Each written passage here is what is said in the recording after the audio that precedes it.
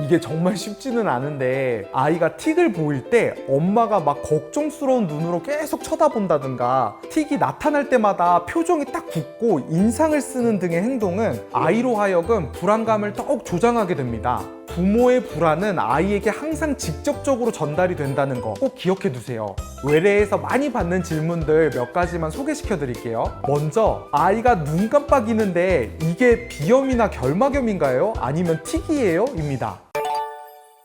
안녕하세요. 표쌤의 친절한 진료실의 표진규 원장입니다. 아이가 언제부턴가 눈을 자꾸 깜빡거리는데 이거 혹시 틱 아니야? 우리 아이 틱인 것 같은데 빨리 조기 진단해서 치료 좀 빨리 들어가고 싶은데 어디를 찾아가면 되지? 요런 고민 중이신 부모님들 있으시죠? 오늘은 이런 틱 장애에 대해서 알아보고 부모님들이 좀 자신감 있게 아이 상태를 판단하고 자신 있게 틱 증상을 다루실 수 있도록 제가 쫙 한번 알려드리겠습니다.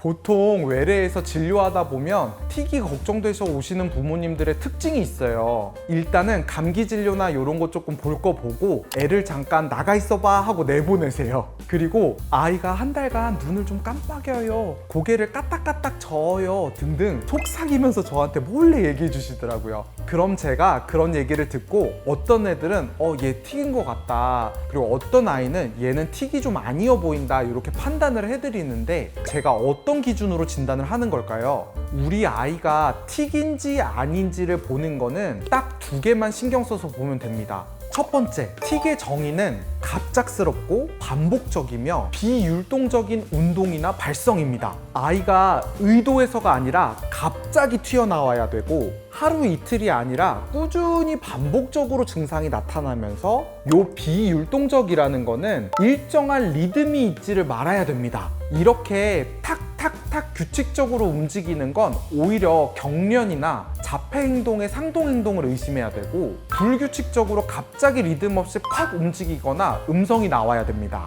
두 번째, 기간이 중요합니다. 틱은 분류를 크게 세 가지로 하는데, 일과성 틱 장애, 지속성 운동 또는 음성 틱 장애, 뚜렛 장애입니다. 일과성 틱 장애는 적어도 1개월 이상 1년 미만으로 운동이나 음성 틱이 있을 때 진단합니다. 다시 말하면 한 달 이내로 아이가 2주 동안 눈을 깜빡여요 하면 일단은 틱이 아니고 잠깐만 나타났다가 사라질 가능성이 높습니다. 사실 이 표에서 보시는 1년 이내의 일과성 틱 장애 혹은 1년 이상인 지속성 틱 장애도 예후가 둘 다 아주 좋습니다. 다만 운동틱과 음성틱이 1년 이상 동시에 나타나는, 혹은 1년 이상 처음에는 운동틱만 있다가 나중에 음성틱이 나오고 또 운동틱이 나오는 식의 틱은 뚜렛 증후군이라고 해서 성인까지 가지고 갈 가능성이 굉장히 높아지고요. 꾸준히 약물 복용이 필요한 경우가 많습니다. 틱이 있으면 병원에서 치료는 어떻게 할까요? 오자마자 약을 바로 쓸까요? 그렇지 않습니다. 생각보다 틱은 예후가 굉장히 좋은 질병이에요. 한 80%에 해당하는 대부분의 틱은 일과성이고 6에서 12세 경에는 알아서 자연스럽게 사라지기 때문에 처음부터 너무 겁낼 필요는 없습니다. 물론 어른까지 틱이나 뚜렛 증후군을 가지고 크는 사람들도 있고, 또 방송에서는 항상 심한 사람들만 나오다 보니까 부모님들이 겁내하시는 게 좀 당연합니다. 그렇다고 집에서 아무것도 안 하고 기다리고만 있을 수는 없겠죠. 보통 요 틱은 아이의 스트레스, 불안, 피로, 긴장하고 흥분 상태 이런 거랑 직접적으로 연관이 있기 때문에 아이의 틱 증상에 집중하기보다는 그 기저에 아이가 불안해하는 요소와 스트레스 받는 상황에 집중해서 부모님들이 신경 쓰실 부분이 있는지를 좀 찾는 게 중요합니다. 일반적으로 틱 증상이 의심되는 아이를 둔 부모님들께서 집에서 신경 써야 하는 몇 가지 포인트가 있습니다. 첫째로, 엄마가 불안하지 말아야 됩니다. 이게 정말 쉽지는 않은데 아이가 틱을 보일 때 엄마가 막 걱정스러운 눈으로 계속 쳐다본다든가 틱이 나타날 때마다 표정이 딱 굳고 인상을 쓰는 등의 행동은 아이로 하여금 불안감을 더욱 조장하게 됩니다. 부모의 불안은 아이에게 항상 직접적으로 전달이 된다는 거 꼭 기억해 두세요. 둘째로 좀 태연한 표정으로 열심히 관찰하는 게 중요합니다. 아이가 혼날 때 틱이 나타나는지, 아니면 공부할 때 나타나는지, TV를 볼 때 나타나는지, 그리고 틱이 나타나기 직전에 아이가 전조 증상을 보이는지 등을 파악해야 도움을 좀 줄 수가 있습니다. 아이가 틱을 얼마나 자주 보이는지, 어떤 주기로 보이는지 등등도 상담할 때 도움이 정말 많이 되니까 구체적으로 기억해 놓으시면 좋습니다. 다만 아까 말씀드렸다시피 아이를 뚫어져라 인상 쓰고 관찰하는 게 아니라 편안하게 못 본 척 하면서 횟수나 상황만 마음속으로 기억해 두시는 게 좋아요. 셋째, 화제 돌리기입니다. 아이가 음성이나 운동 틱을 보일 때, 혹은 그 전조 증상이 있다고 하면 전조 증상을 보이는 순간에 아이에게 말을 건다던가, 아니면 놀이를 시작하거나 우리 책 좀 읽어보자 등등 다른 행동으로 집중할 수 있게 해주시는 것입니다. 아이가 틱을 보이는 상황에서 다른 행동을 함으로써 아이가 습관적으로 나타나는 틱을 간접적으로 억제해 줄 수가 있습니다. 넷째로 꼭 기억하셔야 되는 게, 틱은 참으라고 하면 나빠집니다. 아이를 혼내거나 혹은 반대로 아이의 틱을 막 따라하면서 놀리시는 부모님들도 계시더라고요. 틱에 대한 언급이나 제지가 많을수록 아이의 틱이 좀 심해질 수가 있으니 언급을 자제하는 게 좋습니다. 이렇게 4가지 사항, 불안해하지 말고 아이의 틱 증상을 편안한 표정으로 관찰하기, 화제 돌리기, 참으라고 혼내지 말기,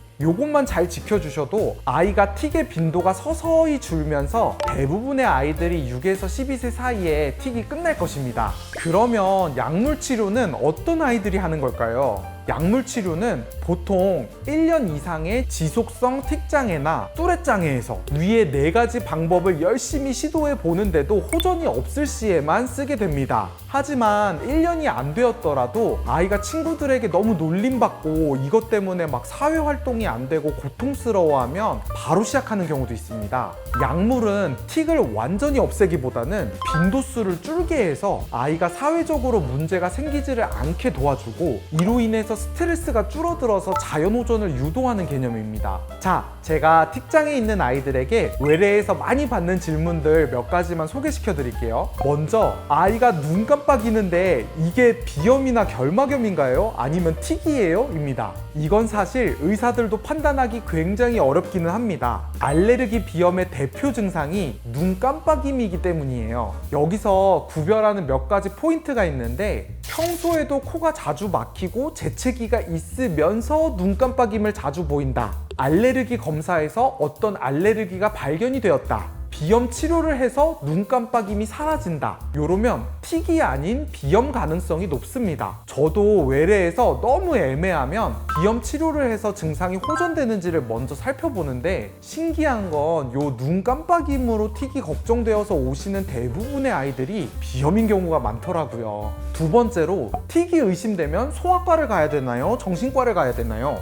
입니다. 일단 처음에 의심 소견이 있으면 소아과나 정신과 두 군데 어디든 가셔도 상관이 없는데, 소아청소년과 선생님이 일단 틱이라고 판단을 하셨으면 정신과로 의뢰를 보통 드립니다. 이게 틱은 어차피 약물을 안 쓰고 기다리면 거의 다 좋아지기는 하지만 다른 동반 질환이 있을 수가 있어서입니다. 틱이 있는 아이들의 50에서 90% 정도는 동반 질환이 있어서 오히려 틱의 치료보다 동반 질환의 치료가 우선적으로 필요한 경우가 많습니다. 대표적인 게 ADHD입니다. 틱 장애의 60에서 70%까지도 ADHD가 있다고 보고될 정도로 아주 흔합니다. 이것 말고도 아이가 강박장애, 불안장애, 수면장애 등 여러 가지 동반 질환들이 있을 수가 있어서 일단 틱이 의심이 되시면 정신건강의학과에서 진료를 한 번은 받아보는 것이 좋습니다.